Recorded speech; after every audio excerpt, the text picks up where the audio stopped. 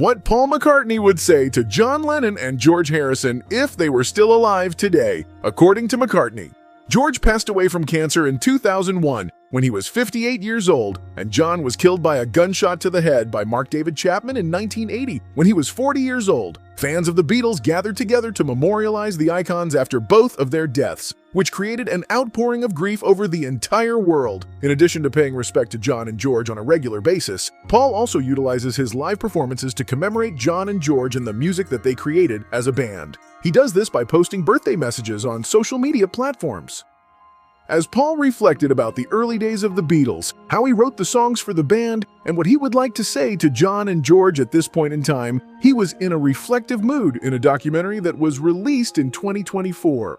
During the year 1964, Paul, John, George, and Ringo Starr made a victorious entry in the United States of America. The album Beatles 64 was released on the streaming platform on November 29th of the previous year. A look back at the spread of Beatlemania across the United States was the subject of the film, which was produced by the famed director Martin Scorsese and used both new interviews and vintage video. After having already achieved tremendous popularity in the United Kingdom and throughout Europe, the band arrived in New York City on February 7, 1964, where they were greeted by many fans. On February 9th that year, the band gave their legendary first performance on The Ed Sullivan Show, which became the most viewed television program of its time. More than 73 million people across the United States watched the performance. The Disney documentary not only provided that spectacle, but it also told an intimate story behind the scenes, revealing the relationship that existed between John, Paul, George, and Ringo as they came in the United States and encountered popularity that was unparalleled.